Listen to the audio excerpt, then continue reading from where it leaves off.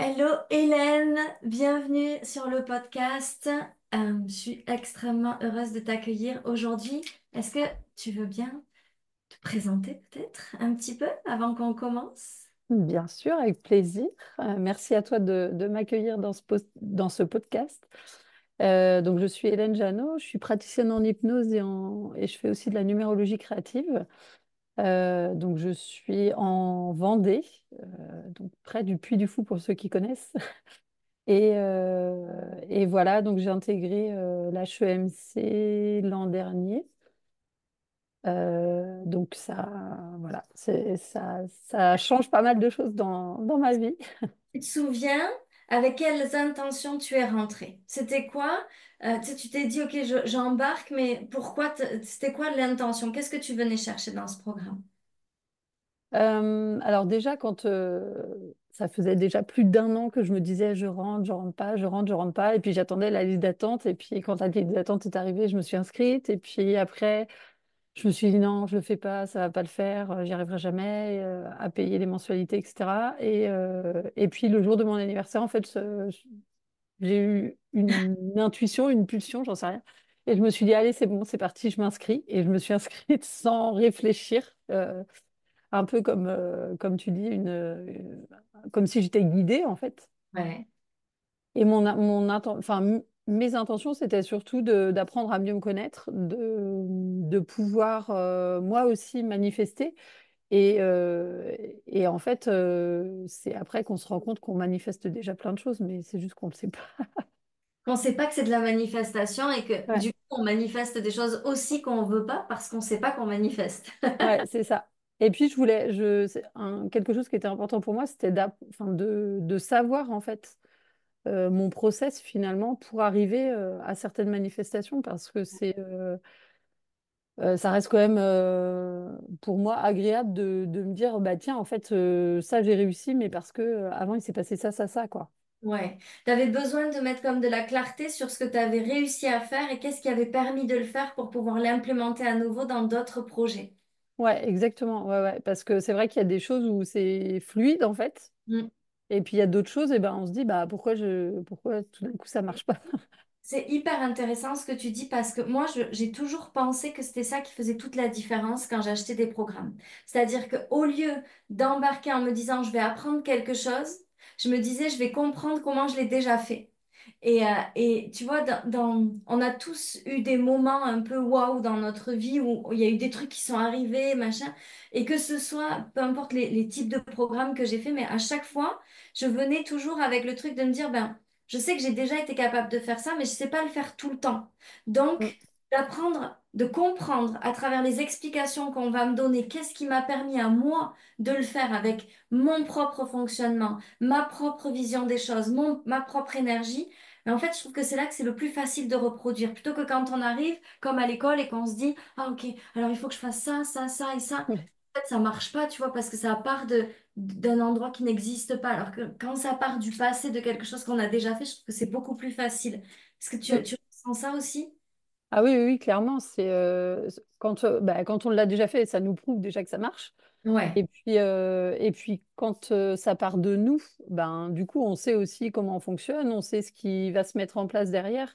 Et du coup, c'est plus facile d'ajuster ou de réajuster Hmm. pour certaines choses, en fait. Parce que sinon, si moi, je me cale sur quelqu'un d'autre, Ça ben, marche en fait, ça marche pas du pas. tout parce qu'il n'a pas du tout le même fonctionnement que moi, en fait. Exactement. Et il n'y a jamais une méthode unique. Par contre, il y a des choses à comprendre qui permettent de comprendre notre méthode unique. Ouais, c'est Et, ça. et du coup, qu'est-ce que ça a changé le plus pour toi, la HEMC? Où est-ce que tu as vu vraiment des transformations, toi, au quotidien dans ta vie? Euh, je dirais que peut-être la chose la plus importante, c'est que tous les jours, je me dis l'univers me soutient, l'univers me soutient, l'univers me soutient. De Et te sentir puis, soutenu, de plus te sentir seul à lutter contre quelque chose, mais ce sentiment que t'es guidé tout le temps. ouais, c'est ça. Et même quand tout d'un coup mes peurs réarrivent, je me dis, ok, j'ai des peurs, mais l'univers, il m'a prouvé qu'il était toujours à mes côtés, donc il est toujours là, en fait. Donc ça va le faire, en fait. Est-ce C'est que un peu cette confiance enfin, j'ai peut-être augmenté mon niveau de confiance par rapport à ça, en fait. Et est-ce qu'il y a des choses que tu as vu changer concrètement dans la réalité, dans ta vie aujourd'hui? T'es rentré dans quelle cohorte? Dans la cohorte de début d'année, là? La cohorte 2. La cohorte 2, donc la fin, il y a un an à peu près. Ouais. Ok. Et du coup, si tu regardes un petit peu la vie que tu avais avant et la vie que tu as aujourd'hui, c'est quoi les principaux changements dans la matière qui se sont passés pour toi?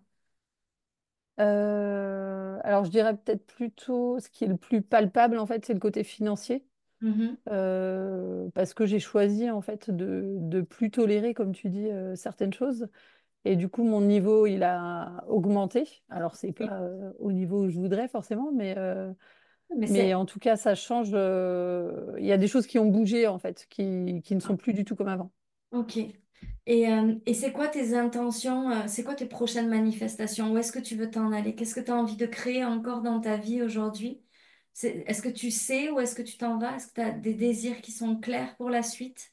Alors, j'ai une phrase que je n'arrête pas de me répéter depuis le début de l'année, où je me dis que je suis une femme généreuse à la tête d'une entreprise prospère qui génère plus de 100 000 euros de chiffre d'affaires par an. Et dans un coin de ma tête, je me disais toujours, mais je peux pas le faire avec l'hypnose et la numérologie, ça marchera jamais et tout ça. Et pourtant, pour autant, j'arrêtais pas de me répéter cette phrase. Et puis en juin, ça a été hyper rapide parce que j'ai rencontré du coup plusieurs personnes et j'ai une copine en fait qui ouvrait un espace de coworking en tant que gérante. Et je me suis dit, ouais, mais c'est ça moi que j'aimerais faire parce que comme ça, je crée du lien et tout. J'aime bien recevoir des gens. Les faire se rencontrer, etc., partager, échanger. Et donc, du coup, je me suis proposée pour être gérante d'un espace de coworking, mais près de chez moi. Et les personnes, en fait, qui ont formé ma copine ont dit ah, mais carrément, tu nous trouves le local et nous, on est partant, on te suit. Ok, d'accord. Et en fait, le soir même, cette personne m'a envoyé un mail en me disant bah, écoute, hasard ou pas, je pense que tu peux aller visiter ce local. Je suis tombée dessus par hasard et peut-être que, enfin, certainement que ça peut correspondre à ce qu'on recherche en espace de coworking. Et donc j'ai été le visiter et en fait tout est en train de se dérouler tranquillement comme si on me déroulait le tapis rouge devant moi. C'est assez bluffant. Et Extra. normalement, si tout va bien, j'attends quand même l'accord des banques, mais je devrais ouvrir l'espace mi-novembre. Waouh!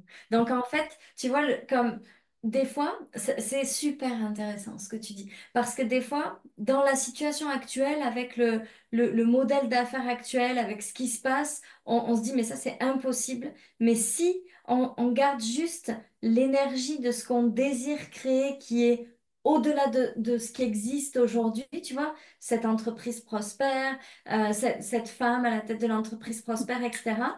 Ben, en fait, toutes les choses vont venir se mettre en place pour pouvoir avoir le nouveau modèle qui va permettre. Et C'est ça. tu sais, moi, je me souviens en 2020, quand j'ai décidé de changer toute ma relation à l'argent et ma vie financière, la première chose que je me suis dit, c'est moi, je veux une entreprise qui génère des millions d'euros parce que je veux être la preuve qu'en France, en étant mère, on peut faire ça en fait. Et Mm, on peut tout allier, la vie de famille, la vie professionnelle et le succès financier. Et mon entreprise à ce moment-là, elle permettait pas de faire ça. C'est-à-dire que concrètement, ça aurait été, enfin, je veux dire, entre le nombre de personnes que j'avais dans mes réseaux et les prix que j'avais et les programmes que j'avais et les offres que j'avais, le modèle d'affaires au complet que j'avais, c'était impossible. Et l'équipe que j'avais. Et puisque j'étais toute seule. Et en fait, c'est comme si exactement ce que tu dis, c'est tout est venu comme tout d'un coup, oh tiens, ce truc-là, et puis ça, puis je vais faire comme ça, et puis là, et puis en l'espace de 4 mois, ma vie a complètement changé mm. juste parce que en début d'année, j'avais posé cette intention-là. Je pense que ça, c'est vraiment quelque chose d'important, c'est de lâcher comment ça va arriver, de C'est s'en ça. tenir à la vision pour pouvoir manifester ce qu'on désire, peut-être autrement que comme on l'aurait imaginé aujourd'hui. Ouais. Et le comment ça arrive, en fait, au début, je me posais toujours la question, mais comment ça va arriver? Et ce que j'ai compris, c'est qu'effectivement, on ne peut pas savoir parce que la nouvelle version de nous dans le futur, en fait, elle a accès à des trucs que nous, on n'a pas accès. Et en fait, ça a vraiment mis de la clarté aussi sur ça en me disant, écoute, laisse tomber le comment parce que tu peux pas savoir, tu sais pas, en fait. Tu Donc n'as ça, c'est ton, absolument aucune idée. Donc ça va arriver, mais tu sais pas comment, c'est tout. Ça, c'est ton apprentissage aussi finalement de toute cette manifestation. C'est Ouais, parce que ça, je crois quand même que c'est la chose qui limite le plus les gens. Tu sais, ils se disent, ah oui, moi je voudrais être. Le nombre de personnes qui me disent, Sophie, moi je suis salariée, je vois pas comment ça pourrait arriver. Mais parce que tu restes avec en tête que tu vas garder ce travail-là, que tu vas rester faire ce que tu fais et continuer à être exactement à la même place. Mais ouais. c'est sûr que si tu crois que si tu te branches sur le comment, avec la situation d'aujourd'hui, c'est impossible. Mais il Mm, faut arriver à s'extraire de ce comment pour pouvoir aller faire confiance qu'on est soutenu et qu'on va être guidé jusqu'à ce que ça nous amène là où on a choisi d'aller. c'est ça, ouais. C'est ce à quoi ça me fait penser, c'est ma banquière à un mois, je sais plus si c'était en mars ou en avril, elle m'a dit hors de question, vous pouvez plus vous servir de votre carte bancaire ni rien du tout. Alors je dis bon bah ok, donc j'ai plus accès à mes comptes, enfin et du coup j'avais un week-end entre copines de prévu et pour moi c'était nécessaire et j'avais vraiment envie d'y aller et besoin d'y aller. Et au début, je me suis dit, bon, bah, j'y vais pas, c'est pas possible. Et en fait, je me suis dit, non, mais tant pis, j'y vais. Elles comprendront. Enfin, je vais gérer avec mes copines. On s'arrangera après, plus tard, dans 2 mois, dans 3 mois, peu importe. J'y vais, je fais confiance que ça va bien se passer. Et ça a été assez bluffant. Tout l'argent dont j'avais besoin, mais vraiment tout, tout, tout, même plus, j'ai tout reçu en espèces de mes clients. C'est un truc qui n'arrive quasi jamais. Et je me suis dit, waouh! C'est hallucinant. Et c'est vraiment là, ça m'a vraiment permis de conscientiser encore plus le fait de comment ça arrive, en fait, on ne sait pas. Parce que 3 jours avant, j'en savais rien. Ouais. Et tu pouvais pas le prévoir et tu pouvais Non. pas anticiper. Et c'est ça qui est beau avec la manifestation, quand on se laisse vraiment tomber là-dedans, on se rend compte qu'il y a des choses qui peuvent arriver qu'on n'aurait jamais pu penser ou imaginer que ça se produirait si on était resté juste avec notre petite tête d'humain qui Ouais. est basée sur ces expériences passées. Mm. Est-ce que toi, tu aurais quelque chose que tu aimerais dire aux gens qui sont en train de nous écouter et puis de se dire, tiens, est-ce que c'est vraiment pour moi? Est-ce que ça marche, l'HEMC? Est-ce que c'est vraiment une chouette expérience? Est-ce qu'il y a un message que tu aurais envie de leur faire passer, toi, avec ton expérience à toi? Peut-être de ce que tu aurais aimé faire différemment au début ou ce que tu as bien fait ou ce que tu voudrais leur dire, je sais pas, peu importe. Moi, j'ai vraiment envie de leur dire de se laisser guider, en fait, par leur intuition, par leur instinct. S'ils arrivent sur la liste d'attente, c'est pas par hasard. Et puis, quand on rentre dans l'HEMC, c'est pareil, en fait, c'est vraiment se laisser guider. Moi, au début, je faisais vraiment toutes les semaines en me disant, il faut que je sois hyper scolaire et tout. Et à un moment donné, j'ai compris qu'en fait, ça servait à rien. S'il y a des choses qui viennent pas maintenant, ou si je peux pas les regarder maintenant, bah, c'est que c'est pas le bon moment. Et c'est pas grave, en fait, puisqu'on peut y accéder plus longtemps. Donc, peu importe, en fait. Et puis, tout arrive toujours au bon moment. Donc, si les gens sont sur la liste d'attente, c'est vraiment pas un hasard pour moi.